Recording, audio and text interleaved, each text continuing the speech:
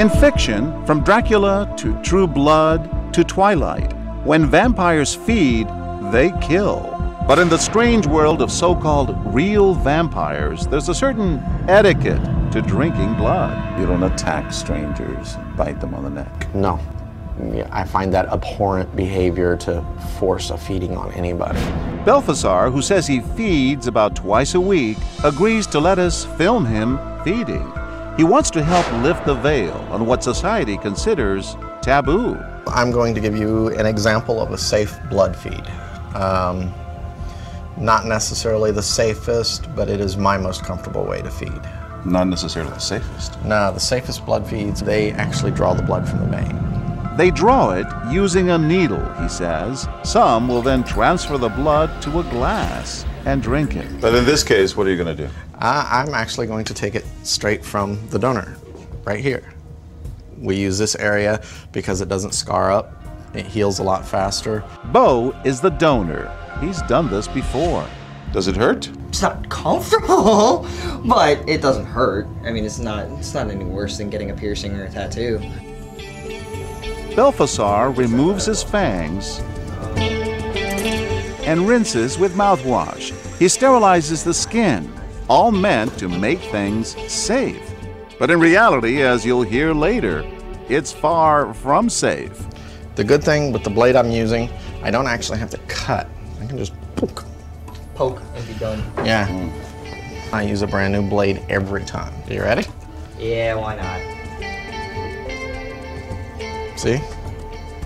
It doesn't take a whole lot. It's not easy to watch, but believe it or not, this feeding is basic to what vampires think they need to stay healthy and energized. It's a rush of energy. There's a bond between the two individuals. Even though the vampires are taking from someone, there is an energy that we give off that for some people they describe it as calming, other people describe it as sensually arousing. It excites me, it arouses me, it makes me feel like everything is just perfect. Jade reads tarot cards in the French Quarter. So you're out here in the sun every day? Yes. I thought vampires can't take the sun. The vampires gotta pay the bills. She says she feeds on sex and on blood. The more, the better. I can do it once a week and stay balanced. I can do twice a week and stay happy. I can do it on a daily basis and just be real happy. The donor makes the cut in any body part that they choose, and I take it. There is no mind while I'm feeding. I feel better.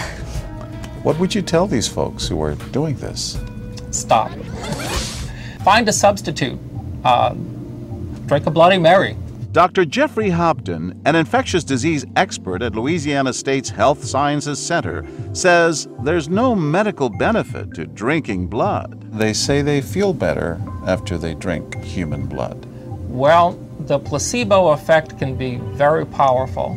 To ingest the blood, biologically speaking, it has no value whatsoever in making any medical difference. If it doesn't make a difference, can it be harmful?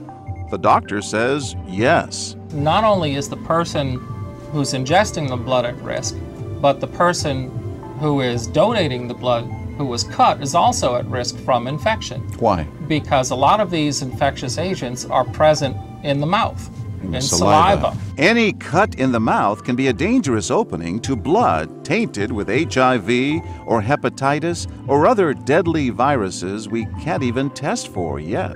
Have the two of you been tested? Yes. And for what? I get tested regularly. I mean, I've been tested for everything from HIV to hepatitis. But there are other infections that we don't know. There's a lot of other infections. But I've been doing this since I was 13. So that's 31 years of never being bothered by any of the other infections. So if there's something that bothers a normal, what we call a mundane human, for some reason, they don't bother me. Jade also thinks she's somehow immune. How many times do you think you've fed on someone's blood, human blood? Altogether, a lot. Hundreds of times? Probably. thousands by now. Have you ever gotten sick from it? No, I'm very picky about my donors. You know, some people go for medical testing. I find that too expensive. I just use my own perceptions, and I'm never wrong. It's the kind of magical thinking that Dr. Hopton says could be deadly. I'm sure that some of these folks will be seeing them in the hospitals with failing livers from chronic hepatitis or liver cancer. And that is no joke. The danger is real. The danger is very real. But reality isn't what the vampire community wants to embrace. To those who might say, well, if you're sick, maybe you need medication or psychotherapy. Maybe that would help. Been there, done that, tried it, up one side, down the other. Convinced they are different, drawn to others with the same beliefs, they say theirs is a physical condition they can't fully explain. What do you say to those viewers watching this tonight who would say these people are crazy? I think it's unfair to characterize people who want something different as crazy.